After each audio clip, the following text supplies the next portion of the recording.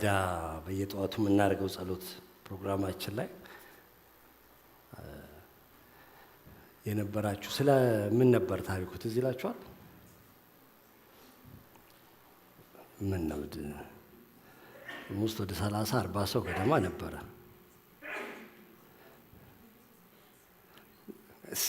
የሚል ነገር ግን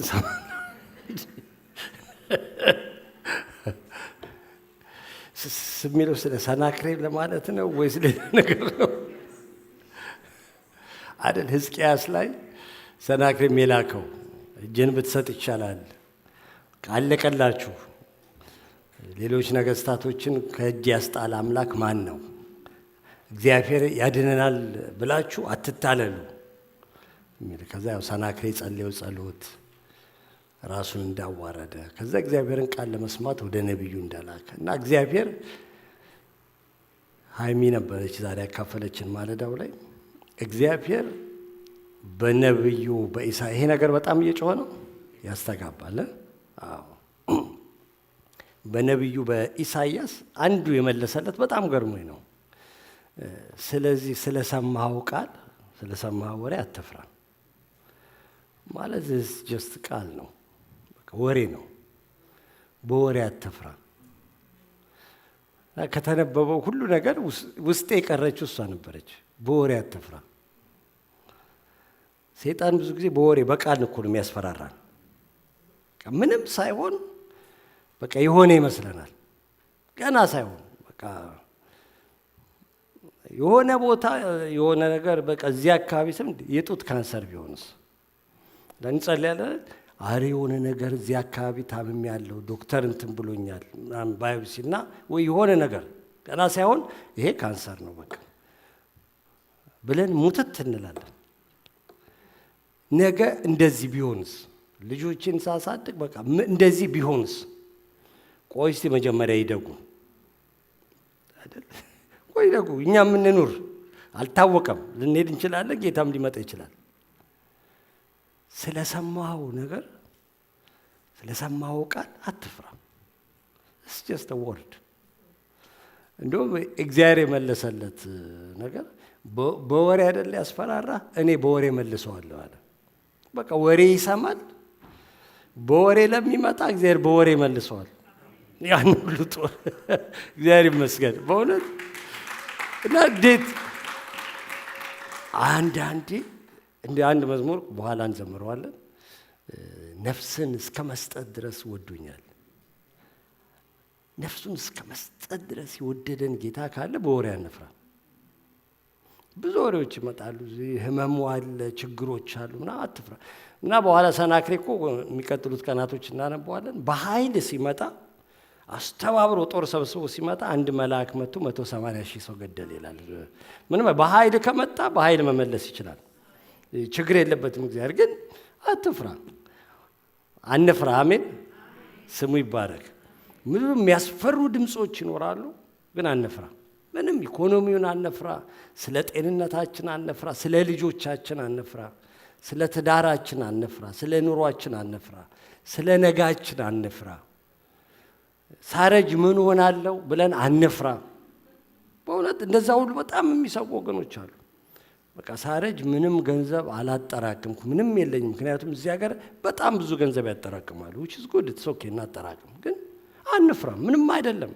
እስከ ዛሬ ያኖረን ጌታ ነገም ያኖረናል። በጣም ታማኝ ነው።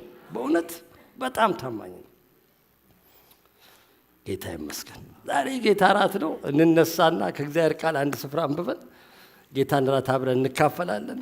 ስለ ጌታ እራት ጥቂት ላስታውሳችሁና አብረን እናስታውስና አንደኛ ቆሮንቶስ ምዕራፍ 11 ብዙ ጊዜ የምናነበው ክፍል ነው። ከ23 እስከ 33 ነው የምናነበው። መጽሐፍ ቅዱስ እንደያዘን በጣም እርግጠኛ ሆኜ ነው መቼም የማነበው። ጌታ ይመስገን። መጽሐፍ ቅዱሳችሁን ስለምትይዙ እዚህ ያላችሁ ወገኖች ያላዛችሁ አጠገባችሁ ካለው ሰው ጋር ሼር አድርጉ።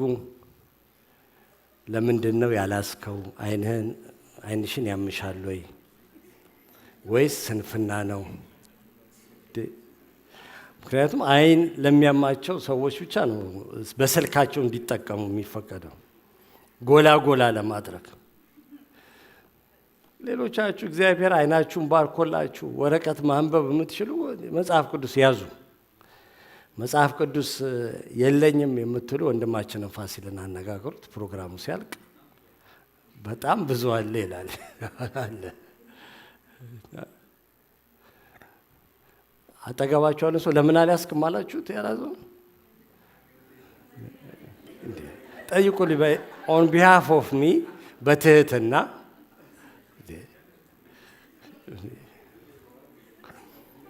እንትን አይደለም። መጽሐፍ ቅዱስ መሸከም ይሄ ትልቅ ስለሆነ ኢትስ ኖት ኩል ምናምን ልጆቻችን እንደሚሉት ያዙ። ምንም ያው እንደማለቃችሁ ታውቃላችሁ። ከቆምኩኝ እንያዝ። አሜን። በጣም እንያዝ። እሺ፣ ሌላ ቀን ስለ መጽሐፍ ቅዱስ እናወራለን። አንድ ገጽ ወደ ኋላ ሂዱና ምዕራፍ 10 አንድ ሁለት ቁጥር ላንበብ። ከ10 ላይ ምዕራፍ 10 ቁጥር 15 እና እስከ 17 ልባሞች እንደመሆናችሁ እላለሁ በምለው ነገር እናንተ ፍረዱ። የምንባርከው የበረከት ጽዋ ከክርስቶስ ደም ጋር ኅብረት ያለው አይደለምን? የምንቆርሰውስ እንጀራ ከክርስቶስ ሥጋ ጋር ኅብረት ያለው አይደለምን? አንድ እንጀራ ስለሆነ እኛ ብዙዎች ስንሆን አንድ ሥጋ ነን። ሁላችን ያን አንዱን እንጀራ እንካፈላለንና በሥጋ የሆነውን እስራኤል ተመልከቱ። መሥዋዕቱን የሚበሉ የመሠዊያው ማኅበርተኞች አይደሉምን? ከዛ ምዕራፍ 11 ቁጥር 23 ላይ ለእናንተ ደግሞ አሳልፌ የሰጠሁትን እኔ ከጌታ ተቀብያለሁና ጌታ ኢየሱስ አልፎ በተሰጠባት በዚያች ሌሊት እንጀራን አንስቶ አመሰገነ፣ ቆርሶም እንካችሁ ብሉ፣ ይህ ስለ እናንተ የሚሆን ሥጋዬ ነው፣ ይህን ለመታሰቢያዬ አድርጉት አለ። እንደዚሁም ከራት በኋላ ጽዋውን ደግሞ አንስቶ ይህ ጽዋ በደሜ የሚሆን አዲስ ኪዳን ነው፣ በጠጣችሁት ጊዜ ሁሉ ይህን ለመታሰቢያዬ አድርጉት አለ። ይህን እንጀራ በበላችሁ ጊዜ ሁሉ ይህንም ጽዋ በጠጣችሁ ጊዜ ሁሉ ጌታ እስኪመጣ ድረስ ሞቱን ትናገራላችሁና፣ ስለዚህ ሳይገባው ይህን እንጀራ የበላ ወይም የጌታን ጽዋ የጠጣ ሁሉ የጌታ ሥጋና ደም ዕዳ አለበት። ሰው ግን ራሱን ይፈትን፣ እንዲሁም ከእንጀራው ይብላ ከጽዋውም ይጠጣ። ሳይገባው የሚበላና የሚጠጣ የጌታን ሥጋ ስለማይለይ ለራሱ ፍርድ ይበላልና ይጠጣልምና። ስለዚህ በእናንተ ዘንድ የደከሙና የታመሙ ብዙዎች አሉ፣ አያሌዎችም አንቀላፍተዋል። ራሳችንን ብንመረምር ግን ባልተፈረደብንም ነበር። ነገር ግን በተፈረደብን ጊዜ ከዓለም ጋር እንዳንኮነን በጌታ እንገሰጻለን። ስለዚህ ወንድሞቼ ሆይ ለመብራት በተሰበሰባችሁ ጊዜ እርስ በርሳችሁ ተጠባበቁ። ማንም የራበው ቢኖር ለፍርድ እንዳትሰበሰቡ በቤቱ ይብላ። የቀረውንም ነገር በመጣው ጊዜ እደነግጋለሁ ይላል። አብረን እንጸልይ። እናመሰግንሃለን እግዚአብሔር አምላካችን በቸርነትህ በምህረትህ ደግሞ በዚህ ማለዳ አንቅተን በህብረት በዚህ ቦታ በአንድነት እንድንሰበሰብ ምህረትህ እና እርዳታ ከእኛ ጋር ስላለች ስምህ ለዘላለም ይባረክ። ስለ በረታን አቅም ስላለን አይደለም፣ አንተ አቅማችን ስለሆንክ፣ አንተ ስላበረታህን፣ አንተ ስለወደድከን ይቅርታ ዛሬም በእኛ ህይወታችን ውስጥ አዲስ ስለሆነ ማለዳ ማለዳ አዲስ ነው እንደሚለው እንደ ቃል ዛሬ በዚህ ቀን በአዲስ ምህረት በህይወታችን ላይ ስላለ በቤት ጥላ ስር ተሰብስበናልና እናመሰግንሃለን። ሁሉ የሆነው ከአንተ ነው። ክብር ሁሉ ለአንተ ይሁንልህ። ዛሬ ይህንን ጌታ ሆይ ያንተን ሥጋና ደም መታሰቢያ አብረን በህብረት ስንካፈል እነሆ መንፈስህ በመካከላችን ስላለ እናመሰግንሃለን። ጌታ ሆይ በምንወስድበት ጊዜ በምናስብበት ጊዜ ሁሉ በኢየሱስ ክርስቶስ ስም የአንተ ማዳን፣ የአንተ ፈውስ፣ የአንተ ቸርነት በሕይወታችን ይለፍ። ሙሴ እንኳን ያንን የናስ እባብ ሰርቶ እነሆ በምድረ በዳ በሰቀለው ጊዜ እሱን ያዩ ሁሉ ተፈውሰዋል።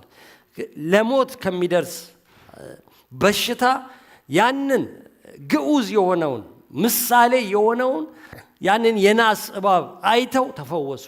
እኛማ ሕያውን ኢየሱስ ክርስቶስን እያየን ዛሬ ይህንን ሥጋና ደም ስንካፈል ፈውስ በሕይወታችን በኢየሱስ ስም ይለፍ።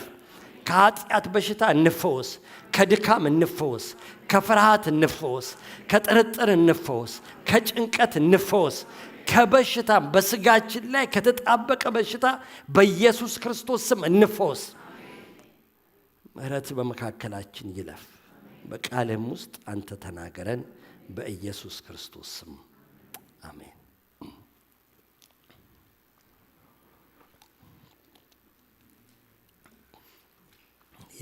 የጌታ እራት ያው ቤተ ክርስቲያን በመደበኛነት ከምታደርጋቸው አምልኮ ስርዓቶች በጣም አንዱ ነው። የተለያዩ ቤተ እምነቶች ዲኖሚኔሽኖች ማለት ነው የተለያየ ትርጉም አላቸው። ግን ሁሉም ያደርገዋል።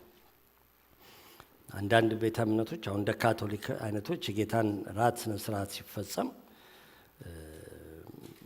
ዳቦ ወደ ክርስቶስ ሥጋ ወይኑ ደግሞ ወደ ክርስቶስ ደም ሊትራሊ ይለወጣል የሚል እምነት ነው ያላቸው። በዛ እምነት ነው የሚወስዱት። ስለዚህ ህብስቱና ወይኑ ሊትራል የክርስቶስ ሥጋና ደም ነው ብለው ነው ቄሱ መጥቶ በሚናገርበት ጊዜ የምንካፈለው ህብስት ዳቦ ከክርስቶስ ሥጋ ጋር ህብረት ያለው አይደለምን ምናምን ሲል ወደ ሥጋነት ይለወጣል ይላሉ። ኦርቶዶክስም ጋር እንደዚህ አይነት ዶክትሪን አላቸው። ኢቫንጀሊካሎችም ደግሞ አለን። ግን እንዲህ የተለያየ ትርጉም ቢሰጠው አብያተ ክርስቲያናት ሁሉ የሚስማሙበት ይሄ ስርዓት መደረግ አለበት። በቃ መደረግ አለበት። እኛ ጋር ወንጌላውያን ጋር ሁለት ነው የቤተ ክርስቲያን ስርዓቶች ያሉት። አንደኛው ይሄ ነው የጌታ እራት፣ ሁለተኛው ደግሞ የጥምቀት ስነ ስርዓት ነው የቤተ ክርስቲያን ስርዓቶች። ሌሎቹ ጋር ስንሄድ ከዛም የበለጡ አላቸው። ኦርቶዶክስ፣ ካቶሊክ ሰባት የቤተ ክርስቲያን ስርዓቶች አሏቸው። የክርስትና ንስሐ ምናምን የሚባሉት ማለት ነው። አንድ አይነት ባይሆኑ ግን አላቸው። ማለት ይሄ የከበረ ነው። ሁሉም ጋር ሲኬድ ይሄ ስርዓት ይደረጋል። ግን አንዳንድ ጊዜ በጣም ብዙ ጊዜ ስለምናደርገው ስርዓቱና ልማድ ብቻ እንዳይሆንብን ዋናውን ትርጉም እንዳይሸፍንብን ልማዱና ስርዓቱ ማለት ነው። ለዚህ ነው ሁሉ ጊዜ የጌታ እራት ሲደረግ በጣም በዓመት 2-3 ስለ ጌታ እራት ስብከት የምናዘጋጀው የምንሰብከው ማለት ነው። ይህን ራሱ ይህን ክፍል በተለያዩ መንገዶች ብዙ ጊዜ ተናግሬዋለሁ። ዛሬም ጥቂት ነገሮችን ሐዋርያ ጳውሎስ ከሚናገረው ውስጥ የጌታን እራት እንዴት እንደገለጸው የተናገረበትን ጥቂት ነገሮችን አስታውሳችኋለሁ። ሲጀምር እኔ ከጌታ ነው የተቀበልኩት ይላል። ለእናንተ አሳልፌ የሰጠሁትን ከጌታ ተቀብያለሁ ማለት ዝም ያስቤ አይደለም፣ ራሱ ጌታ ነው ይሄን ነገር የሰጠኝ። ባይዘው አንዳንድ ቦታ ላይ ሐዋርያው ጳውሎስ ከራሱ የሆነውን ነገር ይሄ ከኔ ነው ይላል። ምዕራፍ 7 ላይ ስትሄዱ ስለ ትዳር፣ ስለ ሚስት፣ ስለ ባል ምናምን ሲናገር ይሄን ጌታ አይደለም የሚለው እኔ ግን እላለሁ። በእኔም ውስጥ እግዚአብሔር መንፈስ ያለ ይመስለኛል። እንደ ጌታ ትእዛዝ ሳይሆን እንደ ሐዋርያ እንደ አገልጋያችሁ ተቀበሉት፣ ይሄ የኔ ሐሳብ ነው ይላል። ይሄ ደግሞ ከጌታ ነው ይላል እና እዚህ ጌታ እራት ላይ ሲመጣ ይሄንን ከጌታ ነው የተቀበልኩት ይላል። ማለት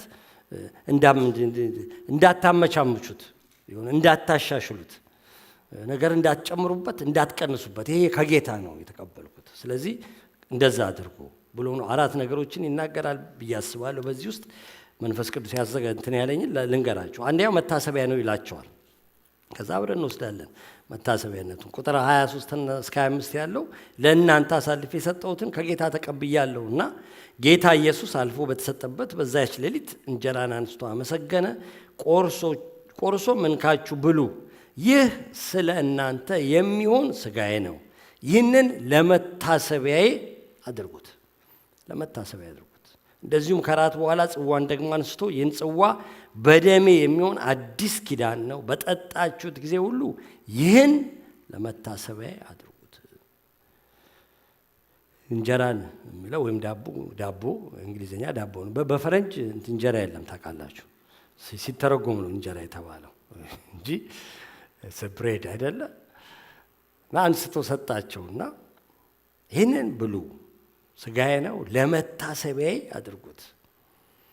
ያንን ጽዋንም አንስቶ ደግሞ ወይኑን ሰጣቸውና ይሄ አዲስ ኪዳን ነው፣ በደሜ የምትገቡበት አዲስ ኪዳን ነው። ይህንን ደግሞ ለመታሰቢያዬ አድርጉት።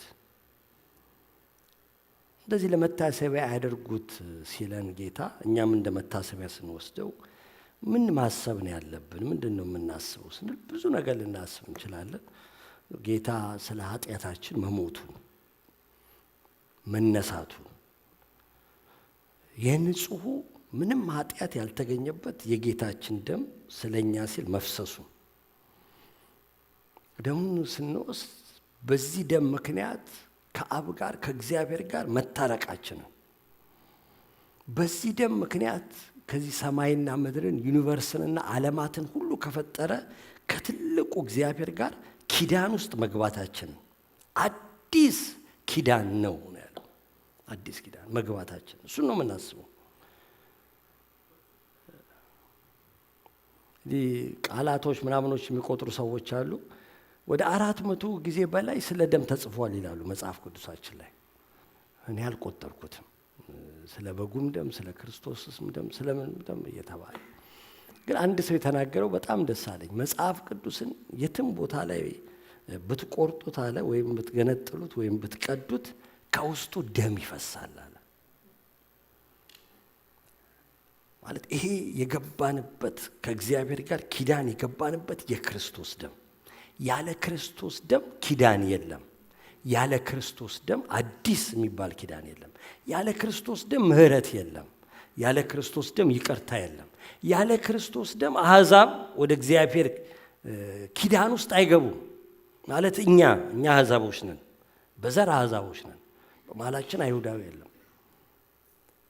ያለ ክርስቶስ ደም ቤተ ክርስቲያን የምትባል አትኖርም፣ የለችም። ኤፌሶን ምዕራፍ 1 ቁጥር 7 ላይ በውድ ልጁም እንደ ጸጋው ባለጠግነት መጠን በደሙ የተደረገ ቤዛነታችንን አገኘን፣ እርሱም የበደላችን ስርየት ነው ይላል። በደሙ የተደረገ በቃ ይህንን የክርስቶስን ደም የክርስቶስን ሥጋ ለእኛ ሲል መሞቱን ስናስብ በቃ ትሁት ያደርገናል። ምንም የምንመካበት ነገር የለም። ምንም ማንኛችን ምንም ስለሆንን በቃ ይህንን ደም መካፈል አልቻልም። ይህንን ጌታ ሥጋ ስርዓት መካፈል አንችልም። በደሙ ግን ወደዚህ ስርዓት ውስጥ ጌታ አስገባን በሞቱ። ስለዚህ በቃ ራት አብረን ስንወስድ ሞቱን፣ ደሙን፣ ስለኛ ሲል የፈሰሰውን ምሕረቱን፣ ይቅርታውን፣ መወደዳችንን፣ መፈቀራችንን፣ አዲስ ኪዳን መግባታችንን፣ ልጅነታችንን እያሰበ ነው። ለመታሰቢያ ያደርጉት እሱን እያሰበ ነው። መወደዳችን የማያስገርመን ካለን በእውነት በመንፈሳችን ውስጥ እንጸልይ። ጌታ ሆይ መወደዴን አስረዳኝ። መወደዳችንን የለመድ ነው ክርስቲያኖች ካለን በጣም በእግዚአብሔር ቤት ስንቆይ ብዙ ነገር እንለማመዳለን። መወደዳችንን በቃ ለምደነው ምንም በቃ እንትን የማይሞቀን የማይበርደን ስለ ክርስቶስ ፍቅር ስናስብ ማለት ነው። ሁል ጊዜ እንደዚህ የምንሆን ከሆነ መጸለይ ያለብን። መወደዳችን አስደናቂ ነገር ነው። በጣም የሚገርም ፍቅር ነው የተገለጠው። የሚደንቅ ፍቅር በእውነት እኔ ሁል ጊዜ ጸልያለሁ። እውነት ሁል ጊዜ እገረማለሁ። በጣም ነው የምገረመው። መወደዴን ሳስብ፣ ልጅነቴን ሳስብ፣ ምን ሳስብ ነፍሴ እንዴት እንደምትፈነድቅ ልነግራችሁ አልችልም። እናንተ ስለምሰብክ እንዲሁ ስብከት ለማሳመር ብዬ አይደለም እንደዚህ የምላችሁ። በጣም ብዙ ጊዜ መዘሙር ሲያዘምሩ በተለይ ጌታን ፍቅር የሚያሳይ መዝሙር ከሆነ ብዙ ጊዜ አለቅሳለሁ ጌታ ፊት። ምንም ሳይሆን እንዴት ወደድ የእግዚአብሔር ትልቅነት፣ የእግዚአብሔር ክብር፣ በቃ ይህን ዩኒቨርስን የፈጠረ እጅግ ትልቅ አይምሮአችን ሊገምተው ከሚችለው በላይ ትልቅ የሆነ አምላክ እንዴት ሥጋ ለበሰ? እንዴት እስከ መስቀል ሞት ድረስ? እንዴት እኔ ተወደድኩ? እንዴት እኔ ታየው? እናስባለን። ለመታሰቢያ ያድርጉት። ግን መታሰቢያ ብቻ አይደለም፣ አዋጅም ነው፣ ንግግር ነው፣ መግለጫ ነው፣ ፕሮክላሜሽን ነው። ፕሮክሌም የምናደርገው ነገር አለ። ቁጥር 26 ላይ ይህን እንጀራ በበላችሁ ጊዜ ሁሉ ይህንም ጽዋ በጠጣችሁ ጊዜ ሁሉ ጌታ እስኪመጣ ድረስ ሞቱን ትናገራላችሁ። የምትናገሩት ይህንን ስትካፈሉ፣ ይህንን ስርዓት ስታደርጉ የምትናገሩት ነገር አለ፣ የምታውጁት አዋጅ አለ፣ ፕሮክሌም የምታረጉት ነገር አለ። አንደኛው ሞቱን ፕሮክሌም ታደርጉታላችሁ፣ ትናገራላችሁ። ወደ ኋላ እያየን የክርስቶስን ሞት ቅድም እንዳልኩት እናስባለን፣ እንናገራለን፣ እናውጃለን። መታረቃችንን ከአብ ጋር ስጋው መፍረሱን ስለኛ ባይዘው ፈርስት ሴንቸሪ ላይ መጀመሪያው ዓመት ላይ ሮማውያን ክርስቲያኖችን ከከሰሱበት ነገር አንዱ የሰው ስጋ ይበላሉ የሚል ክስ አለ፣ ታሪክ ውስጥ ተጽፎ ማለት ነው። ማለት የጌታ ስጋና ደም ተብሎ እንደዚህ ስለሚካፈሉ ስለሚበሉ የሰው ስጋ ይበላሉ። እንደውም አንድ ሮማዊ የከሰሳቸው ክስ እንደውም ሕፃናትን ሳይሆን አይቀርም የሚበሉት ሁሉ ተብሎ ተከሰዋል። ፕሮክሌም ታረጋላችሁ ይላል። ታረጋላችሁ፣ ሞቱን ታውጃላችሁ። እና ልጆች መሆናችን እንናገራለን፣ እናውጃለን፣ እንዘምረዋለን፣ እናመሰግናለን። የእሱ ሞት ለመዳናችን በቂ ነው እያለን ነው። ሌላ ምንም ተጨማሪ ሳያስፈልግ በሞቱ ብቻ መንግስት ውስጥ አስገባን። ከጨለማው መንግስት ውስጥ ወደማያልፈው ወደ ዘላለማዊ ወደ ብርሃን ወደ ልጁ መንግስት አፈለሰን ነው የሚለው። ማፍለስ ጉልበት ይጠይቃል፣ ኃይል ይጠይቃል። ዝም ብሎ አይደለም የገባ ነው። እኛ ዝም ብለን አሜን ኢየሱስ ጌታ ነው ምናምን ስላልን አይደለም የገባ ነው። የሆነ የተሰራ ነገር አለ። እዚህ ጋር ክርስቶስ የፈጸመው ነገር አለ። የእስራኤል ልጆች ከግብፅ ባርነት ሲያወጣቸው በቃ ውጡ ብለው ወክ አድርገው አልወጡ። ፈርዖን ተዋጋ። 10 መቅሰፍት እግዚአብሔር በግብፅ ላይ አወረደ እና የመጨረሻው መቅሰፍት እንደውም በኩር የሆኑ ልጆች በሙሉ ጨረሳቸው እግዚአብሔር። ማለት ግብፅ ለቅሶ በለቅሶ ሆነች፣ ሞት በሞት ሆነች። የለቅሶ የማይለቀስበት ቤት ድንኳን ያልተተከለበት ሰፈር አልነበረም። በኩር የሆነ ማለት እናትም አባትም በኩር ከሆኑ በአንድ ቤት እናትም አባትም ልጅም ሞቶባቸዋል ማለት ነው። በኩር የሆነውን ሁሉ ሊገድል የሞት መልአክ ወጥቷል። በዛ በወጣው የሞት መልአክ ላይ ግን በእስራኤል ልጆች መካከል በቤታቸው በር ላይ የተቀባ ደም ነበረ። እነሱን እንዳይነካ በደም ነው የወጡት ማለት ነው። በየዓመቱ ይሄንን ፋሲካ አክብሩት አላቸው እግዚአብሔር። እና ጌታ ኢየሱስ ወደዚህ ፒክቸር ሲመጣ ከዚህ በኋላ ፋሲካን የምታከብሩት በተለየ መልክ ነው ብሎ የፋሲካን በዓል ለደቀ መዛሙርቱ ሲቀይር ኦልሬዲ ወደ 1500 ዓመት አክብረውታል እስራኤሎች። ፋሲካን ያውቃሉ። ፋሲካን ስናከብር የኢየሱስ ክርስቶስ ሞት ልክ እስራኤሎች ከግብፅ ባርነት ወደ ነፃነት እንደወጡ በዲያብሎስ በኃጢአት ከመገዛት ከጨለማው ዓለም መንግስት በደም ወጥተናል እያለ ነው። እኛን ለማዳን የክርስቶስ ደም በቂ ነው፣ ያለምንም አማላጅ። ወንጌላውያን እንደዛ ነው የምናምነው። ያለምንም አማላጅ ስለ ጻድቃን፣ ስለ ሰማዕታት፣ ስለ ቅዱሳን እግዚአብሔር ይባረክ፣ ጌታ ይባርካቸው። ግን የነሱ አይዳ አማላጅነት አይደለም። እነሱ ራሳቸው አማላጅ ያስፈልጋቸዋል። ወደ እግዚአብሔር ፊት የቀረብነው በክርስቶስና በክርስቶስ ደም ብቻ ነው። ሞቱን እናውጃለን።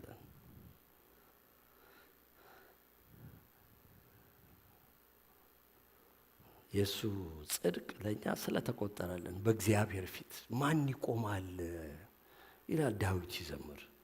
በተቀደሰው ተራራ ፊት ማን ይቆማል? ማንም በእግዚአብሔር ፊት መቆም እንደውም ኢዮብ ላይ ይመስለኛል መላእክቱን ራሱ ስንፍና ይከሳቸዋል ይላል። ማለት ስለ ዲያብሎስ አይደለም፣ ስለ ጻድቃን መላእክት፣ ስለ ቅዱሳን መላእክት ራሳቸው እነሱ ቅዱሳን ናቸው፣ በጣም ንጹህ ናቸው። ግን በእግዚአብሔር ጽድቅና ቅድስና ፊት ሲቆሙ ያፍራሉ። እኛ በእግዚአብሔር ፊት በድፍረት እግዚአብሔርን አባቴ እንድንለው ያስደፈረ፣ እሱም ልጆቼ ያለ እኛ ማለት አንተ አንቺ እግዚአብሔር እንደው ግልጥልጥ ቢያደርገን እግዚአብሔር እንደሚያቀን ብንታወቅ አብረን እንቀመጣለን። እውነት ለመናገር የሆነው እንደዚህ አይነት ነገር እግዚአብሔር የፈጠረው የክርስቶስ ጽድቅ ለኛ ተቆጥሮልን። የማለዳው ጸሎት ላይ ስትገቡ ብዙ ሁሉም ሰው ይላል። አሁን የሚያነሳው ሙልዬ ከሆነች መጀመሪያ የምታነሳው እንደምን አደራችሁ ሰላም እንባባል ስትል ሙልዬ እንደምን አደርሽ፣ ቅዱሳን እንዴት አደራችሁ። ሌላም ታነሳና እንትና ነኝ ሙልዬ እንዴት አደርሽ፣ ቅዱሳን እንደምን አደር ሰማለሁ እኔ በጣም ሁሉም ሰው ቅዱሳን እንደምን አደር። እንዴት ነው ቅዱሳን የተባል ነው ማለት? ጻድቃን ቅዱሳን ጻድቃን ስለሆነን አይደለም፣ ጽድቅ ስላደረግን አይደለም። የሱ ጽድቅ ተቆጥሮልን ነው። የሱ ጽድቅ ሳናደርግ ጻድቃን ተባልን። ስለተባልን ነው ጻድቃን የሆን ነው እንጂ ስላደረግን አይደለም ጻድቃን የሆን ነው። ተብለን ነው። ስሙ ለዘላለም ይባረክ። አድርገን ሳይሆን ተብለን። ለምንድን ነው በጽድቅ የምትኖረው? ለምንድን ነው በጽድቅ በቅድስና የምትመላለሽው? ለመሆን ሳይሆን ስለሆነን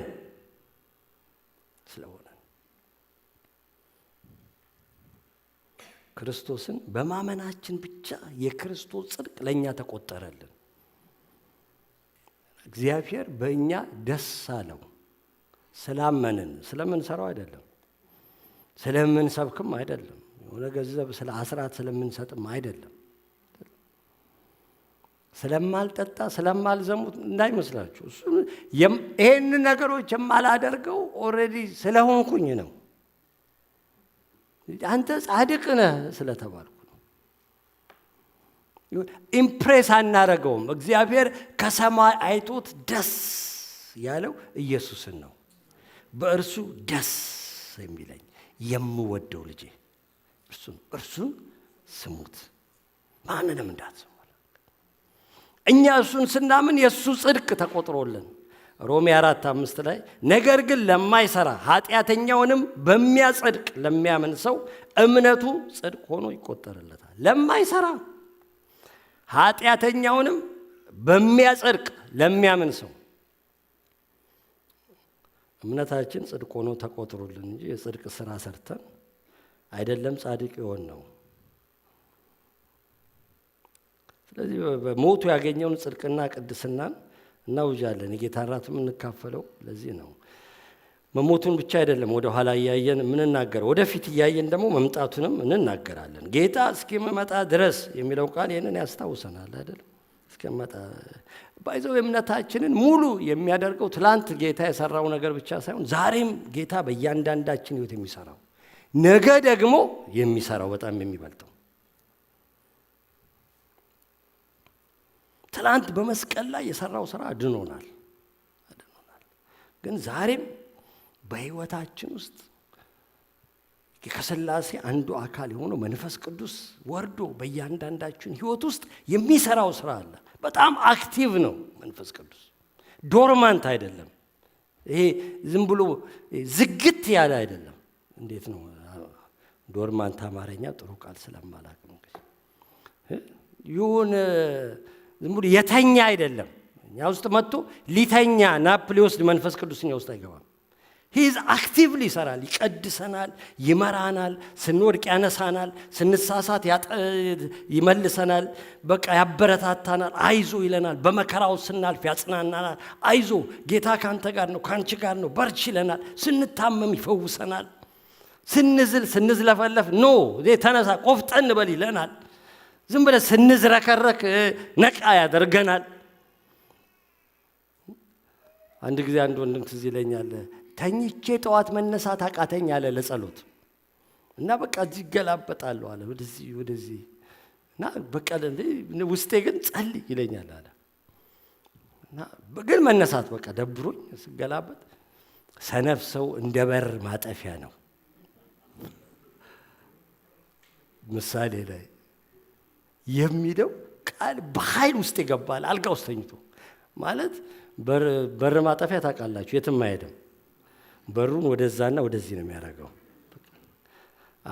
እዛው ነው የምትገላበጠው፣ አልጋ ላይ ነው። የትም ምንም እየሰራ አይደለም። ምንም ለውጥ አታመጣም። ተነሳሁኛል። መንፈስ ቅዱስ ያነቃናል። አንዳንድ ጊዜ ዝርክርክ ስንል ማለት ነው። አገልግሎት ስናቆም፣ ስንሰንፍ፣ ከቅዱሳን ጋር ህብረት ማድረግ ሲያቀተን፣ ሰው መካሪም አያስፈልገን። እውነት ለመናገር አንዳንድ ጊዜ ቅዱሳን ለምን አልደውላችሁልኝ ምናምን ብለን ብሌም ለማድረግ ቶሎ እንቆጣባቸዋለን እንጂ መንፈስ ቅዱስ በደንብ ብሎናል። ኦልሬዲ ምን አደከም፣ ምን ነው ምን ትሰራለህ ምናምን ብሎናል። በጣም የእግዚአብሔር መንፈስ ሂዝ አክቲቭ ማለት ነውና ድሮ የሰራው ብቻ አይደለም ልላችሁ ነው። ዛሬ 2000 ዓመት ጌታ በመስቀል ላይ ከፈለው ብቻ ሳይሆን አሁንም በጣም ይሰራል። ነገ ደግሞ የሚሰራው በጣም ትልቅ ነው። ጌታችን ሲመጣ በታላቅ ክብር ይላል አይደል? በመላእክት አለቃ ድምፅ፣ በእግዚአብሔር መለከት፣ በእግዚአብሔር የክብር ደመና ውስጥ ታጅቦ የሚመጣውን ይህንን የክብር ሙሽራ እንጠብቃለን። መንፈሱና ሙሽራይቱ ና ይላሉ ብሎ ነው እኮ መጽሐፍ ቅዱስ የሚዘጋው። መንፈሱ ና ይላል። መንፈስ ቅዱስ ውስጣችን ሆኖ ና ሙሽራው ሆይ ና ና ጌታ። ቤተ ክርስቲያን ሙሽራይቱ ምን ትላለች? ና ትላለች፣ ና ትላለች። የሚሰማም ደግሞ ና ይበል ይላል ዮሐንስ። ይህን ሲሰማ ህዝብ ሁሉ ምን ይበል? አሜን ይምጣ። ና እንበል አብረን ይምጣ። የሚገርመው መንፈሱ ና ይላል፣ ሙሽራይቱ ና ይላል፣ የሚሰማ ና ይበል ይልና የሚመጣው ደግሞ ራሱ የሚመጣው ይሄን መሰክረው በቶሎ እመጣለሁ ይላል። እሱም እመጣለሁ ይላል። ስለዚህ ዮሐንስ አሜን ጌታ ኢየሱስ ሆይ ና ብሎ ይዘጋዋል መጽሐፉ። ወደፊት የሚሰራው ደግሞ ሌላ የሚበልጥ ነገር እንጠብቃለን። ማለት ሰርቶልናል፣ እየሰራን ነው፣ ገናም ደግሞ ይሰራል።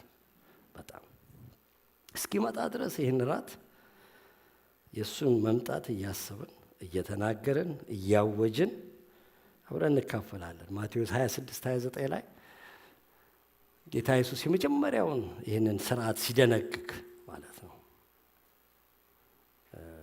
ከደቀ መዛሙርቱ ጋር የመጨረሻውን ራት ሲበላ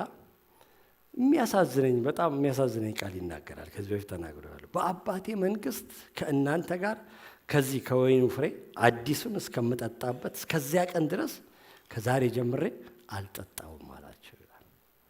this is my last meal ከእናንተ ጋር ግን በአባቴ መንግስት እምበላበት ምጠጣበት ከእናንተ ጋር አብሬ። አንድ ቀን ከጌታ ኢየሱስ ጋር በማዕዱ ዙሪያ እንቀመጣለን። አይገርማችሁ? እኛው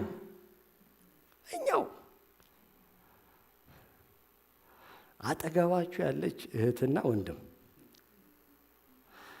ያቺ የምታናድድሽ ልጅ፣ ያ የሚያበሳጭህ ወንድም ከጌታ ኢየሱስ አጠገብ ይቀመጣል። እንዴት ጥሩ ነው! እዚሁ ነገሮችን በሰላም መጨረስ ማለት ነው። ይቀመጣል። ኢትስ አሜዚንግ ፕሪቪሌጅ፣ የሚደንቅ ክብር ነው።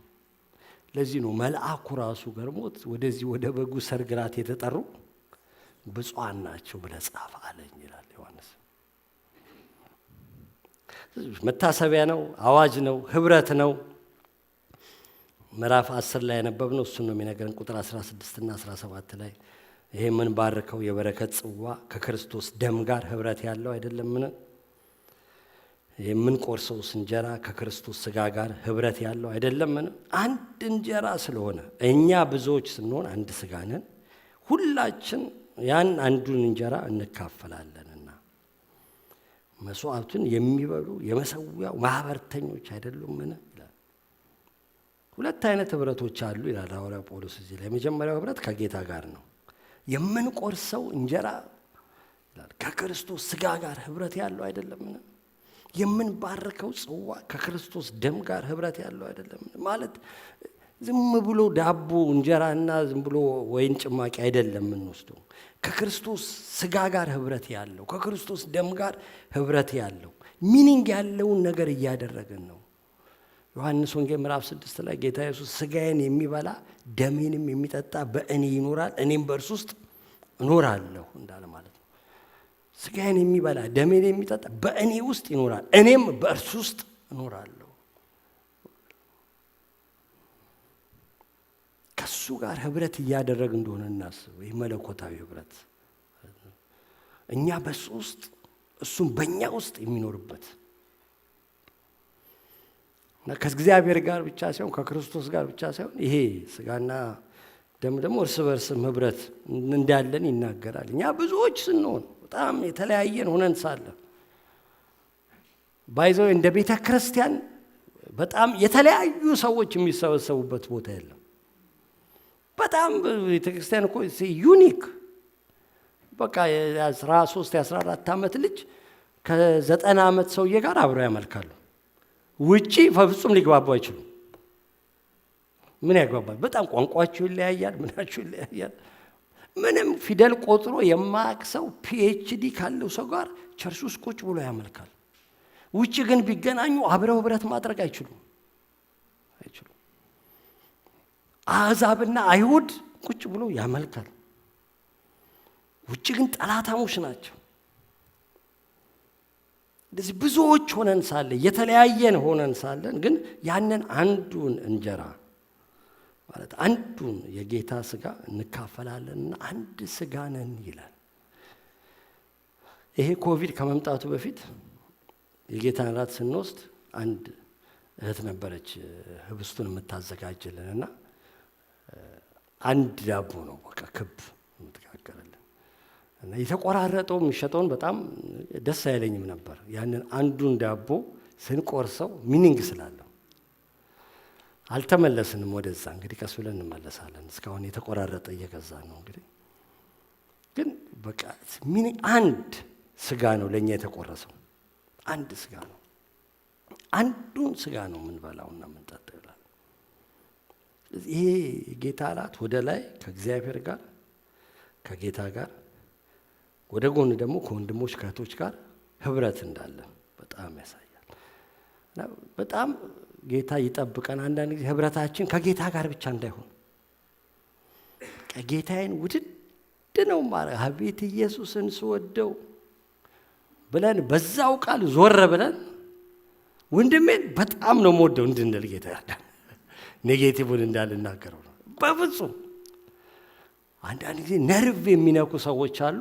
ምንም ጥያቄ የለም። ጌታ ራሱ ነርቭ ነኪዎችን ሁሉ አጠገባችን እንደሚያመጣ ቃለው በቃ ማለት መብረድ እንድንማር፣ ትዕግስት እንድንማር፣ ፍቅር እንድንማር፣ ይቅርታ እንድንማር ማለት የበደለንን ሰው ይቅር ካላለን የት ነው ይቅርታ የምንማረው? ማለት መንግስተ ሰማይ አይደለም፣ እዚሁ ነው። እሺ ያው ሐሳብ የገባቸው ጌታን እንደምንወደው እርስ በርሳችን በቃ በደሙ የተገኘ በስጋው መቆረስ የተገኘ ህብረት ስለሆነ መለኮታዊ ስለሆነ ሰማያዊ ህብረታችን ሰማያዊ ስለሆነ በጣም የምንጠነቀቅለት ለምንድን ነው? ለዚህ ህብረት መለኮታዊ ስለሆነ ሰማያዊ ስለሆነ በጣም ዘለዓለማዊ ስለሆነ የከበረ ስለሆነ ማለት ንቀውታል። በዚህ ዘመን ያሉ ቅዱሳን ጭምር ንቀውታል። ይህንን የቤተ ክርስቲያንን ህብረት ክርስቶስ የሰራው ህብረት ቀላል ሆኖባቸዋል። በጣም አልተረዳነውም። ረግጦ ለመውጣት ቤተ ክርስቲያን ለመከፋፈል፣ ለመለያየት፣ ለመጣላት በጣም ትንሽ ነገር ይበቃናል። አስተውላችኋል? በጣም ትንሽ ነገር። እግዚአብሔር ከዛ ይጠብቀን። በእውነት በጣም ይጠብቀን። ቅዱሳኖች ጠብቁ፣ መንፈሳችሁን ጠብቁ። በትንሽ ነገር አታክሩፉ። በትንሽ ነገር አንዳንድ ሰው በጣም እንደውም ተናዶ እኔ ከእሱ ጋር መንግስተ ሰማይ ከምገባ ምናምን ታዲያ ሲኦል ልትወርድ ነው እንዴ? ገሃነመ እሳት ይሻላል። መታሰቢያ ነው፣ አዋጅ ነው። መሞቱንም መምጣቱንም እናወጃለን። ህብረት ነው ከእግዚአብሔር ከወንድሞችም ጋር። መጨረሻው ልናገርና ጨርሳለሁ። ክብር እየሰጠን ነው የምንወስደው። ከቁጥር 27 እስከ 34 እስከ 33 ድረስ እሱን ነው የሚነግረን። ክብር እንሰጣለን። እንዴት ነው ክብር የምንሰጠው? በቃ ሳይገባው ይህን እንጀራ የሚወስድ ይላል። ይሄ ቃል በተለያየ ነገር የተለያዩ ሰዎች ይተረጉሙታል። በቃ ሳይገባው የሚለው ቃል ሰውየው ይገባዋል ወይስ አይገባውም አይደለም። ሊወስድ ስለሚገባው ሰውና ሊወስድ ስለማይገባው ሰው አይደለም የሚናገረው። ስለ አወሳሰዱ ነው የሚናገረው።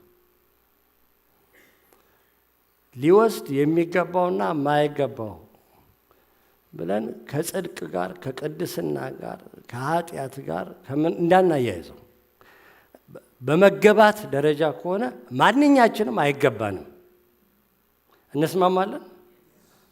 ጥቂቶቻችሁ ዝም ብላችኋል። እንዴ እኔ በደንብ ነው የሚገባኝ። እግዚአብሔሩ ራሱ ቢወርድ አንተ ይገባሃል አንቺማ ምናምን የምትሉ የላችሁም። እሺ በመገባት ደረጃ አይደለም። ማንኛችንም አይገባንም። የሚገባን ያደረገን እሱ ነው።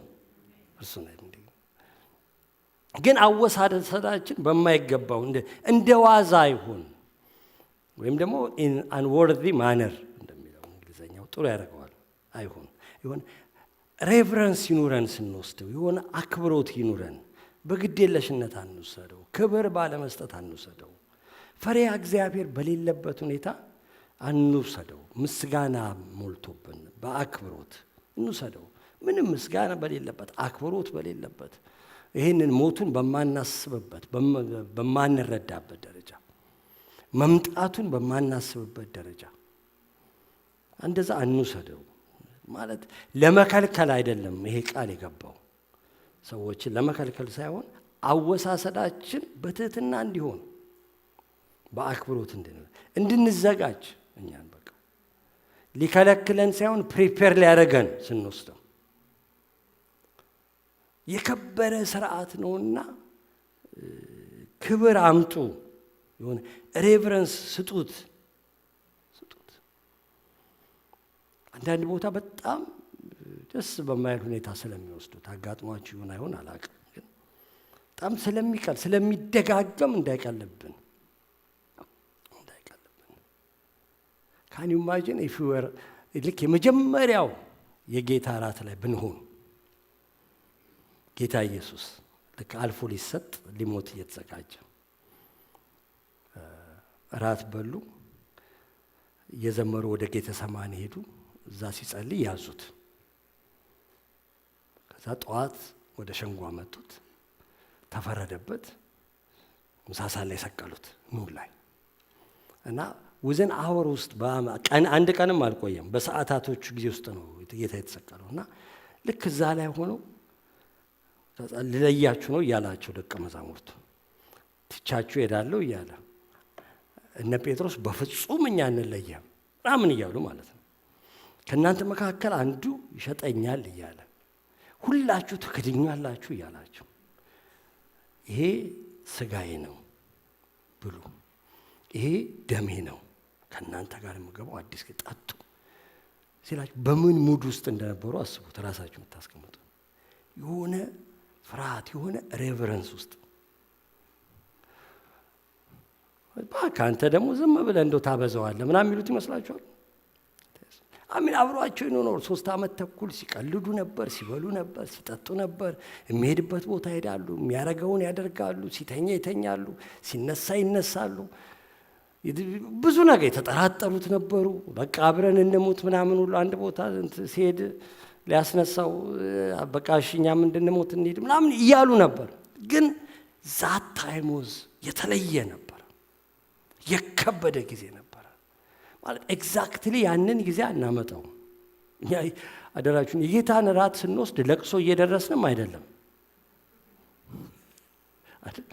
በጣም አንዳንዴ ለጌታ ሁሉ የምናዝነት ይመስለኝ እንድንልም አይደለም፣ ግን ክብር ይገባዋል። በቃ በክብር እንወሰደው። እንደውም ራሳችንን ሁሉ እንፈትን ይላል ቁጥር 28 ላይ።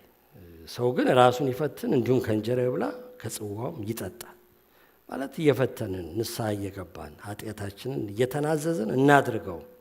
ክብር መስጠታችንን ስለሚያሳይ አለመናቃችንን ኃጢአት ታውቃላችሁ፣ ኃጢአት ይህንን የጌታ ራት ከመካፈል አይከለክለንም። ግን ኃጢአታችንን ግን እየተናዘዝን ሪኮግናይዝ እያደረግን ነው። እንደውም ደሙ እኮ የፈሰሰው ለኃጢአተኞች ነው። ኃጢአት ወደ መስቀሉ ያሮጠን እንጂ ከመስቀሉ አያሮጠን። ኃጢአት ቢኖርብን እኔ በቃ አልበቃም፣ ድሮም አትበቃም፣ አሁንም አትበቃም፣ ለዘላለምም አንበቃም። በንስሐ ነው የምንበቃው፣ በደሙ እየታጠብን ነው የምንበቃው። ብቁ ያደረገን ብቃታችን እሱ ነው እንጂ እኛ አይደለንም። ማንም የበቃ ሰው የለም፣ የሚበቃም ሰው የለም በእግዚአብሔር ፊት ማንኛችን። at the foot of the cross the ground is level የሚለው ንግግር በጣም ደስ ስለሚል ብዙ ጊዜ ጠቅሰዋል። በቃ እኮ መስቀሉ ስር እኩል ነው መሬቱ ጠቅላላ። ሁላችንም ከእግዚአብሔር ጸጋ የወደቀን ነበረ። ሁላችንን የመስቀሉ ፍቅር ወደ እግዚአብሔር ጸጋና ክብር አነሳን። ክብር ለስሙ ይሁንለት። ኃጢአት ቢኖርብን ምን እናድርግ? ንስሐ እንግባ። ሪኮግናይዝ እና ይሄ ኃጢአት ነው አንሸፍነው ማለት ነው። ኃጢአት አንደብቅ።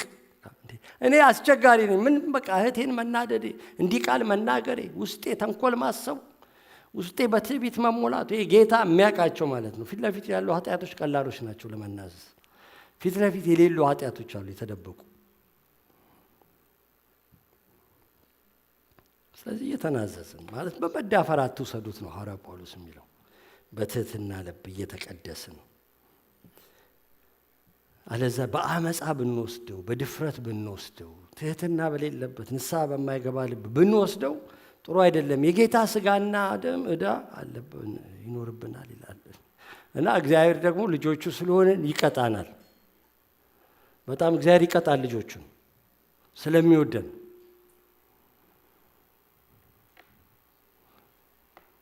ልጆቻችሁን የማትቀጡ ሰዎች እግዚአብሔር ይቅር ይበላችሁ።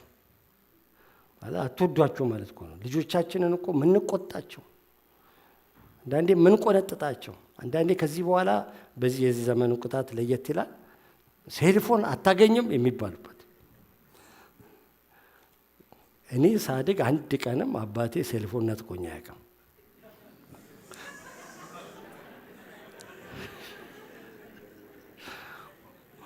እውነቴን እኮ ነው።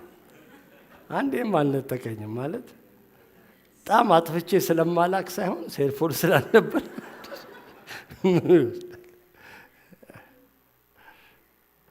አይ ቅጣት እኮ ነው። በጣም ልጆች አንዳንዴ ግረፈኝ የሚሉ ልጆች አጋጥሞኛል። ሴልፎኑን ከምትወስድብኝ በቃ የምትገርፈኝ ግረፈኝና ሴልፎኑ በጣም ብዙ ልጆች እሱን ይመርጣሉ። በጣም ቅጣት ነው ማለት ነው። ቴሌቪዥን አታይም ምናምን ማለት ቅጣት ነው። ምንም የማይቀጣ ልጅ የሚወደድ ልጅ አይደለም። የራሱ ጉዳይ ይበላሽ የሚባል ልጅ ነው እና እግዚአብሔር ስለሚወደን ይቀጣናል። ቅጣቱ ደግሞ ከበድ ያለ ነው። እዚህ ላይ የታመሙ አሉ ይላል። ከእናንተ መካከል የታመሙ ብቻ አይደለም የወሰዳቸው ሁሉ አሉ። በቃ አንተ እንደውም በጣም ስላስቸገር ከዚህ በኋላ ቤት ብትመጣ ይሻላል፣ ከኔ ጋር አብረን እንኖራለን ብሎ ወሰዳቸው። አንዳንዶቹ እኛ እንደ ቅጣት አናየውም። በስመ አብ ወወልድ ወመንፈስ ቅዱስ በጌታ በኢየሱስ ክርስቶስ ምናምን ነገር በልባችሁ ካላችሁ ጌታ ይወስዳል። አንዳንዶችን ስናስቸግረው ማለት ነው።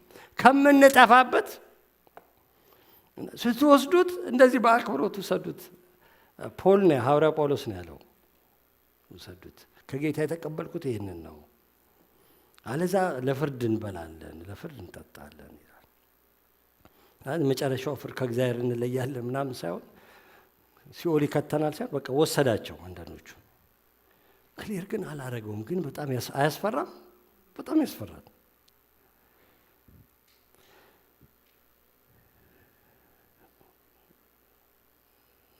ሬቨረንስ እንውሰደው፣ ንስሐ እየገባን እንውሰደው እና ደግሞ ክብር የምንሰጥበት ሌላ መንገድ በምናደርገው ህብረት። ስለዚህ እርስ በርሳችሁ ለመብላት በተሰበሰባችሁ ጊዜ ወንድሞች ሆይ እርስ በርሳችሁ ተጠባበቁ ይላል። ይህንን ጌታ ስርዓት ያዘጋጁ ደቀ መዛሙርት አማኞች፣ የእሱ ተከታዮች በህብረት ሆነው በፍቅር ሆነው በአንድነት ሆነው እየተጠባበቁ አንደኛው አንደኛውን እየጠበቀው እየተከባበሩ አብረው እንዲወስዱት ነው። ብዙዎች ስንሆን አንድ ስጋ ስለሆነ አንድ ጌታ እንዳለን አንድ መንፈስ እንደጠጣን የሁላችን አባት አንድ እንደሆነ የምንጠብቃት ሀገር አንድ እንደሆነች የምንጠብቀው ተስፋ አንድ እንደሆነ የምንጠብቀው ጌታ አንድ እንደሆነ የተወለድነው ከአንዱ ከማይጠፋው ዘር እንደሆነ ይህን አንድነታችን እያሰብን እየጠበቀ ነው። ይህንን ህብረት እየጠበቀ ለዚህ ህብረት እየተጠነቀቅን ለወንድሞች ለእህቶቻችን እየተጠነቀቅን። ለዚህ ነው ስለ ወንድሞች ስለ እህቶች በጣም ክፉ ነገር እንዳንሰማ ራሳችን ጠብቅ። ስንሰማ ደግሞ የሰማንለት ሰው መስማት አለበት አይደለ? ሐሳቤ ልክ ነው? ስለ ፋሲል አንድ ሰው ድካሙን ከነገረኝ አውል ፋይን ደዌ ፋሲልን የምነግርበትና ማናገርበት በጣም እንዲሁ ሐሜት እንዳይሆንብን ወይም ደግሞ መጸለይ ያለብኝ ስለ ፋሲል ከነገረኝ ሰው ጋር አብረን በዚህ ሎካል ቸርች ብቻ ሳይሆን ስለ ማንኛውም የጌታ ወንድምና እህት ስለሆኑ የትም ቦታ ስላሉት በጣም እኮ የሚያሳዝነው ምንድነው? በዚህ ዘመን ይሄ ዩቲዩብ፣ ፌስቡክ፣ የሶሻል ሚዲያው ይሄ የማያምኑትን ብቻ ሳይሆን ክርስቲያኑን በሙሉ አበላሽቶታል። በቃ ቶሎ ብሎ የሰው ድካም የሰው ውድቀት ለማውራት ችኮላው። ሰውየው እኮ ላይወድቅም ይችላል፣ ገና ወሬም ብቻ ሊሆን ይችላል። እንደውም ውሸት ሁሉ ይለጥፋሉ። አንድ የሆነ ታወቀ ዘማሪ ምናምን ፎቶ ወይ ፓስተር ይለጥፉና በጣም የሚያሳዝን ነው።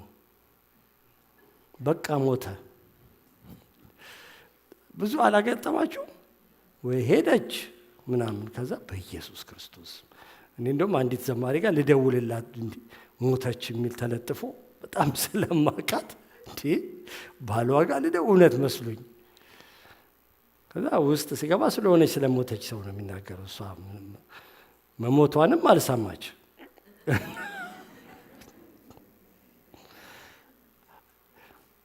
ስለማንም ማለት ነው ስለማንም ሰው በጣም ክርስትናው ራሱ በጣም የተበላሸበት የቆሸሸበት የጎደፈበት የተጣመመበት ዘመን ነው። በጣም የሚያሳዝን እውነት። ጌታ ኢየሱስ ስለ መምጣቱ ሲናገር የሰው ልጅ በመጣ ጊዜ በምድር ላይ እምነትን ያገኝ ይሆንን የሚለው ጥቅስ ትዝ ይላችኋል። ድሮ ሳነበው ልጁ ግራ የሚገባኝ ነበር። በእውነት ከልቤ ነው የምላችሁ። ምን ማለት ፈልጎ ነው ጌታ ኢየሱስ? እንዴት በመጣው ጊዜ እምነትን በምድር ላይ ኦፍኮርስ እንዴት አያገኝም? የአሁኑ ዘመን ክርስትና ስታዩት በጣም ያስፈራል። የሚቀጥለው ትውልድ ምን ሊሆን እንደሚችል አላውቅም። ጌታ ኢየሱስ ካልመጣ ማለት ነው። ትውልድ ካለፈ በጣም ለመጣላት ለመቀየም በጣም ችኩልነት፣ ክፉ ለማውራት፣ ለመሰዳደብ። የሶሻል ሚዲያ ስድብ እንደ ስድብ አይቆጠርም መሰለኝ። ለመነቃቀፍ በፍጹም ስለ ሌሎችም ሌላ ቦታ ስላለ ሰው እንኳን ለምን ምን ይሰራልናል? አሁን አንድ ቦታ ላይ የሆነ አገልጋይ ቢወድቅ እኔ ምን ይሰራልኛል? እውነቴን እኮ ነው። አሁን ልጸልይለት ካልሆነ በስተቀር ሰማው አልሰማው በሱ ህይወት ላይ የማመጣው ለውጥ ምን አለ? ራሳችሁን እኮ ጠብቁ የሚለን እኮ እንደሱ አይደለም። በቃ መጠበቅ የተለጠፈው ነገር ላይ የሆነ ግነት ያለበት ላይ ሁሉ አንክፈት ዩቲዩባችንን። እግዚአብሔር ይባርካችሁ፣ እግዚአብሔር ይባርከኝ። ይሄ ከጌታ እራት ጋር አሁን ምን ያያይዘዋል ካላችሁ እንድንቀደስ ነው። ይዘው በልቤ ስለመጣ ልናገረው ብዬ ነው። ስለዚህ የጌታ እራት አብረን እንወስዳለን። መታሰቢያችን ነው። ጌታችንን ሞት እናስባለን፣ ደም መፍሰሱ እናስባለን፣ ነፃነታችን እናውጃለን፣ መሞቱን እናውጃለን፣ ዳግም መምጣቱን እናውጃለን። ይመጣል ጌታ ይወስደናል። መንፈሱና ሙሽራይቱ ና ይላሉ። ማራናታ አሜን። ጌታ ኢየሱስ ሆይ ቶሎ ና። ይህንንም የሚመሰክረው ጌታ ደግሞ አዎ በቶሎ እመጣለሁ ይላል። እሱም ለመምጣት ተዘጋጅቷል። ህብረታችንን ይገልጻል። ህብረታችንን እናስባለን። ከእግዚአብሔር ጋር ያለንን ህብረት፣ ከዛ ደግሞ ከቅዱሳን ጋር ያለንን ህብረት ክብር እየሰጠን ንስሐ እየገባን እየተቀደስን እንወስደዋለን። እስቲ ሁላችን በጸሎት መንፈስ እንሆን። መንፈሳችንን እናዘጋጀው፣ እንቀድሰው።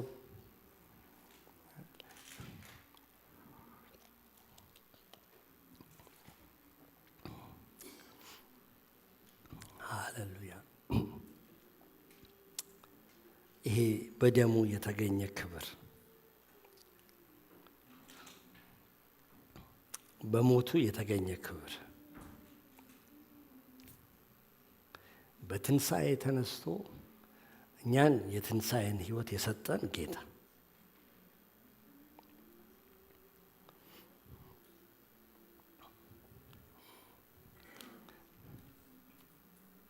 ይህን የጌታን ራት ለመካፈል ስናስብ ልክ አሁን እንደሰማ ነው። ይህንን ለመውሰድ የሚፈልግ የሚያስብ ሰው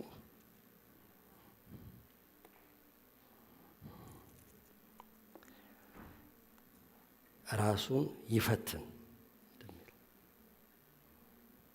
ራሳችንን እየፈተንን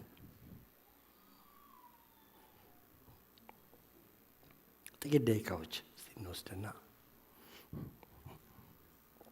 ራሳችንን እንፈትናለን። ንስሐ እንገባለን። እንዳልኳችሁ ቅዱሳን ስለሆነን አይደለም፣ ስለቀደሰን ነው የምንወስደው። ጻድቃን ስለሆነን አይደለም፣ ስላጸደቀን ነው የምንወስደው። በቂ ስለሆነን አይደለም፣ ብቃታችን እሱ ስለሆነ ነው የምንወስደው።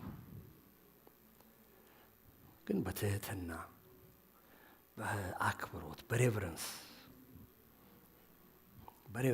ክብርን እየሰጠ ነው። ክብር እየሰጠ ነው። ጌታ ሆይ ብቁ እኮ ያደረከኝ አንተ ነህ። ደምህ እኮ የፈሰሰው ጌታ ሆይ ለእኔ ነው፣ ለእኔ እያለን ደግሞ ንስሐ ደግሞ እየገባን ጌታ ሆይ ኃጢአቴን፣ በደሌን፣ መተላለፌን ይቅር በለኝ።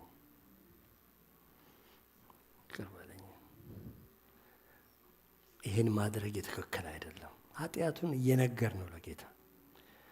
እንደዚህ ማሰብ የራሱ ትክክል አይደለም። እንደዚህ መናገሬ ትክክል አይደለም። ጌታ ሆይ ከእንትና ጋር መጣላቴ ትክክል አይደለም። እህቴን፣ ወንድሜን ያስቀየማችሁት ሰው ቢኖር ማስቀየሜ ትክክል አይደለም። እንዴት ኃጢአት ነው? ይቅር በለኝ። ኃጢአት አይደበቅም። ኃጢአት ይገለጣል በእግዚአብሔር ፊት። በፍጹም ኃጢአታችሁ እንዳትደብቁት። ኃጢአት በእግዚአብሔር ፊት ይገለጣል። ለምን? መድኃኒት ስላለው። መድኃኒት አለው። መድኃኒቱም የክርስቶስ ደም ነው። ጥብ ያደርገናል፣ ቀድሰናል። በእግዚአብሔር ፊት ያለ ነውር እንድንቆም ያደርገናል።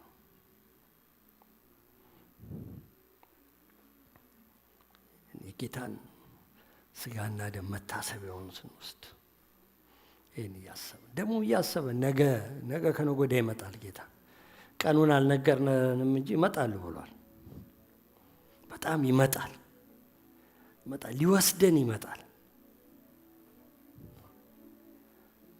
ዋት አ ግሎሪየስ ዴይ ዛት ዴይ ዊል ቢ። ምን አይነት ትልቅ የክብር ቀን ነው! ምን አይነት የክብር ቀን ነው! ኢየሱስ ከሰማይ ሲመጣ በመላእክታቸው በእግዚአብሔር የክብር ደመና ታጅቡ የመለከት ድምፅ፣ የመላእክት አለቃ ድምፅ እየተሰማ ጌታ ራሱ በትእዛዝ ይላል። ጌታ ራሱ እያዘዘ ሙታኖች ከምድር ውስጥ መቃብር ፈንቅለው እየወጡ አማኞች እኛ የሰውነታችን ተለውጦ ሰማያዊ አካል ለብሰን እሱን በአየር ላይ ለመቀበል ስንነጠቅ ስንወሰድ የመሬት ስበት ሳይዘን ሳይጎትተን ይህን ነው ጌታ የገባለን የተስፋ ቃል። ይህን እያሰበን ዛሬ መምጣቱ መሞቱን እያሰበን ስንወስድ ጌታን ስጋና ደም መታሰቢያ መምጣቱን ደግሞ እያሰበን ቀኛም ሰማያዊ አካል እንደምንለብስ እያሰበን እንደዚህ ያመንነው በእምነት የተከተልነው ጌታ አንድ ቀን ፊት ለፊት እንደምናየው እያሰበን በጣም በምስጋና ውስጥ ሆነን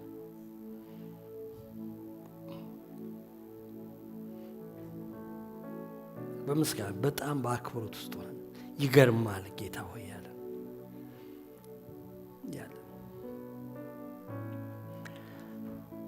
ሃሌሉያ። በጌታ ያላችሁ በሙሉ ጌታን ክርስቶስ ኢየሱስን እንደ ግል አዳኛችሁ አድርጋችሁ የተቀበላችሁ ዳግመኛ የተወለዳችሁ ሁሉ የጌታ እራት ለመካፈል ትችላላችሁ። ቤተ ክርስቲያን አባልነት ፎርም ካልሞላችሁ ዶን ወሪ። ቤተ ክርስቲያናችን እቺ አጥቢያ አባሎች ብቻ ነው የሚወስዱት አንልም። በክርስቶስ አካል ውስጥ ያለ ሁሉ ማንም ሰው መውሰድ ይችላል። ስለዚህ ያ ነፃነት ይሰማችሁ። ጌታን እንደ ግል አዳኛችሁ አድርጋችሁ ዳግመኛ እስከ ተወለዳችሁ ድረስ ዳግም ከማይጠፋው ዘር የተወለደው ከእግዚአብሔር የተወለደ የእግዚአብሔር ልጅ የሆነ በሙሉ ይህንን የከበረ ስርዓት አብረን እንወስደዋለን። ይህንን ስርዓት ለመካፈል የተዘጋጃችሁ ባላችሁበት ስፍራ ተነስታችሁ ትቆማላችሁ። የቤተ ክርስቲያን ሽማግሌዎች፣ መሪዎች ዛሬ በዚህ የምታገለግሉን ወደፊት ትመጣላችሁ። ተነስተን ለቆም ነው ያድሉናል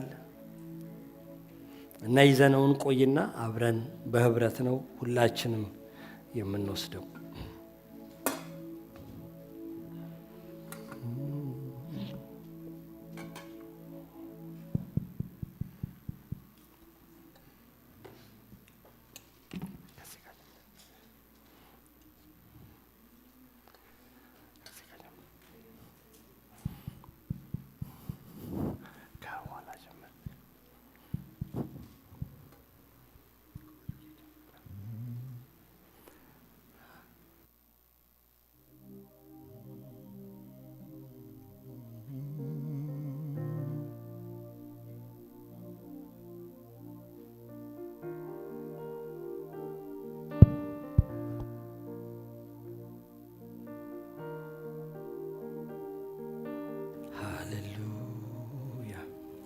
ነፍስ እስከ መስጠት ድረስ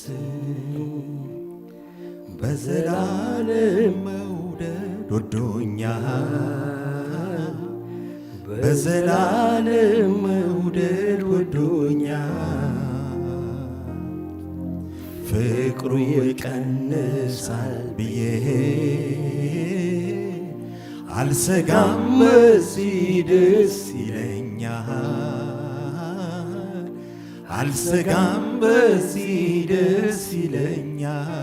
ኦ ነፍስ ነፍስ እስከ መስጠት ድረስ በዘላለም መውደድ ወዶኛል፣ በዘላለም መውደድ ወዶኛል። ፍቅሩ ይቀንሳል ብዬ አልሰጋም፣ በዚህ ደስ ይለኛል። አልሰጋም፣ በዚህ ደስ ይለኛል።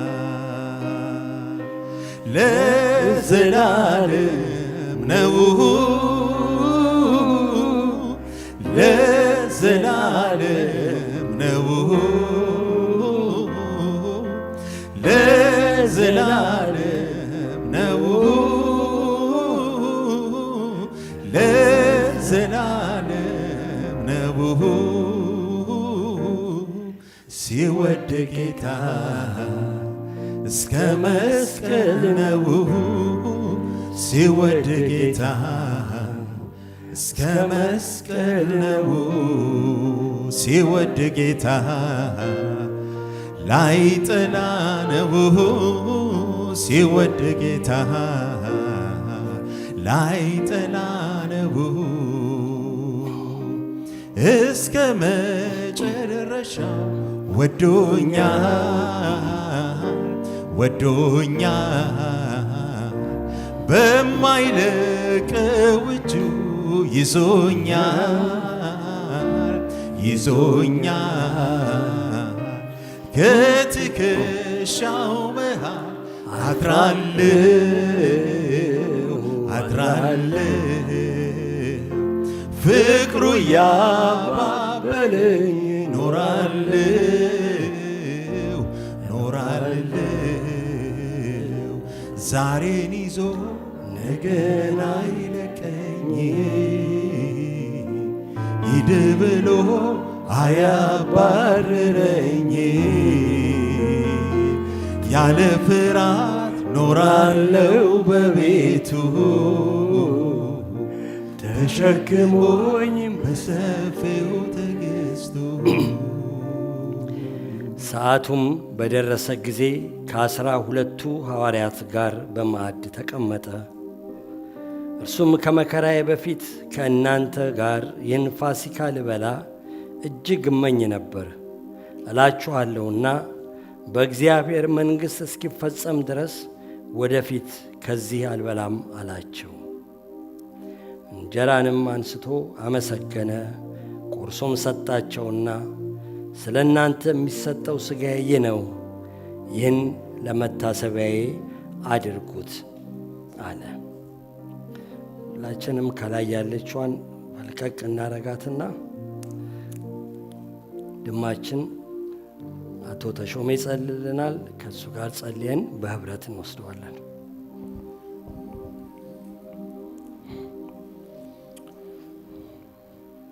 ቅዱስና ዘላለማዊ የሆንክ እግዚአብሔር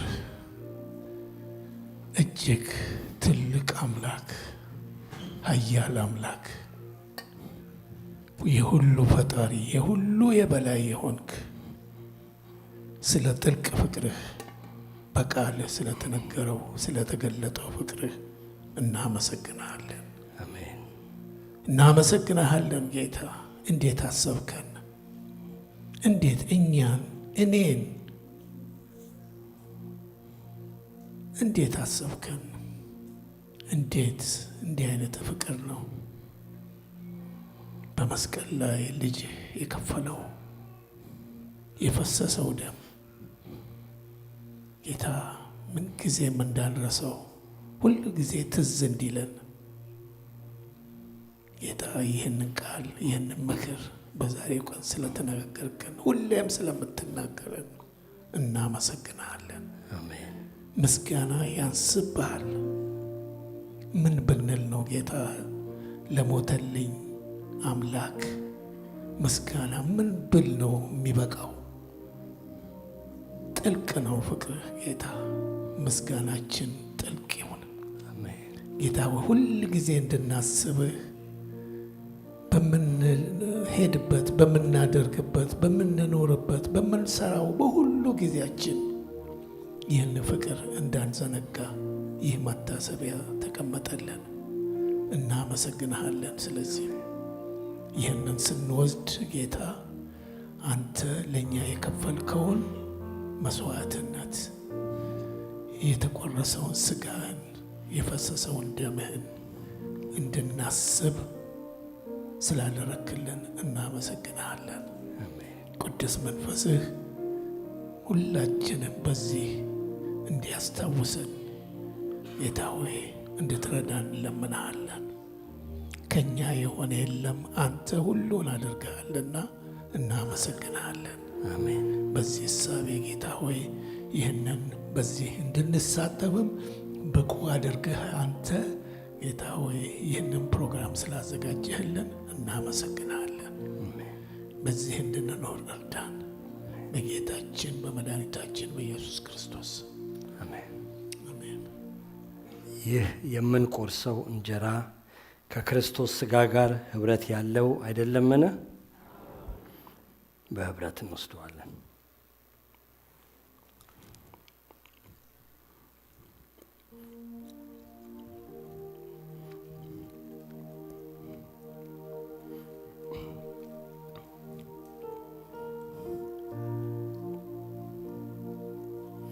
ከራትም በኋላ ጽዋውን አንስቶ አመስግኖም ሰጣቸው፣ እንዲህም አለ፣ ሁላችሁ ከእርሱ ጠጡ።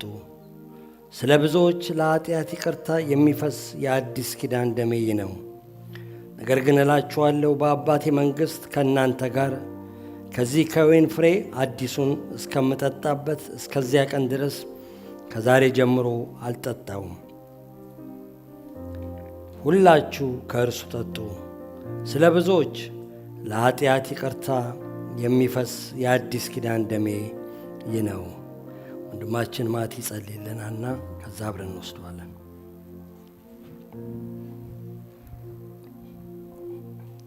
ሃሌሉያ። ጌታ ኢየሱስ ሆይ እናመሰግንሃለን ስላሳየህን ፍቅር፣ ስለኛ ስለ ሞትክልን ጌታ ሆይ እናመሰግንሃለን። አምላካችን ስለሆንክ ልጆች ስላደረግከን እናመሰግንሃለን። የዘላለም መንግሥት ወራሾች ስላደረግከን ከጨለማው መንግሥት አውጥተህ የተቀደሰው የአባትህ መንግሥት ወራሾች ስላደረግከን ስላፈለስከን እናመሰግንሃለን።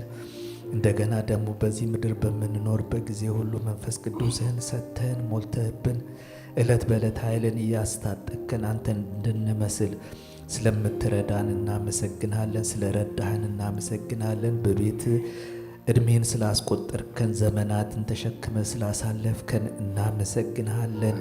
እንደገና ደግሞ ጌታ ሆይ አንድ ቀን ደግሞ ካንተ ጋር ለዘላለም አብረን እንድንኖር መጥተህ ስለምትወስደን እግዚአብሔር አምላካችን ሆይ እናመሰግንሃለን። ጌታ ሆይ ይሄ ሁሉ የሚገባን ሆኖ አይደለም፣ ግን ስለወደድከን ይህንን ታላቅ ክብር ስለሰጠን ይህን ታላቅ ፍቅር ስላሳየህን እናመሰግናለን። አሁንም ጌታ ኢየሱስ ሆይ ለተጠራንበት ጥሪ ለስምህ የሚመጥን ሕይወትን መኖር እንድንችል አሁንም አንተ አግዘን። ወደ አንተ የበለጠ እንድንቀርብ ካንተ ጋር የበለጠ እንድንጣበቅ አንተን ደስ የሚያሰኝህን የልብህን መሻት የልብህን ፈቃድ እንድናገለግል አሁንም አንተ አግዘን። እንደ ተጠራንልህ አንተ ለእኛ እንደ ሞትክልን እኛ ደግሞ ለአንተ በሕይወት እንድንኖርልህ እንድትረዳን እንጸልያለን። እናመሰግናለን ልጆች ስለሆንን በኢየሱስ ስም አሜን። ይህ የምንባርከው የበረከት ጽዋ ከክርስቶስ ደም ጋር ኅብረት ያለው አይደለምን? በኅብረት እንወስደዋለን።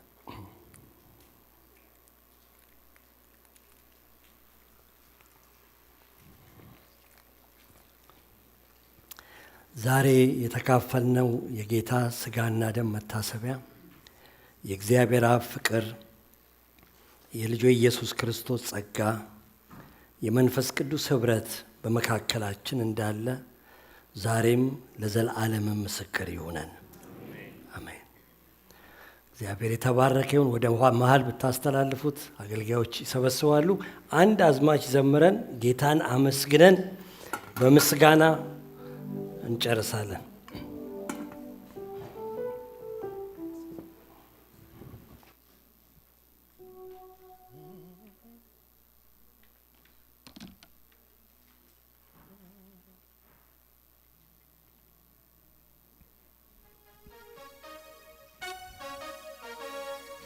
ክብር ለጌታ ይሁን። አሜን።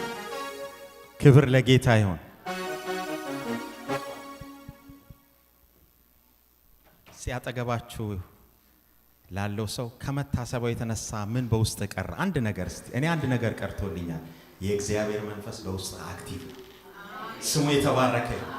ከዚህ ኪዳን የተነሳ ከዚህ ምሕረት የተነሳ የእግዚአብሔር መንፈስ በውስጥ ሕያው ነው።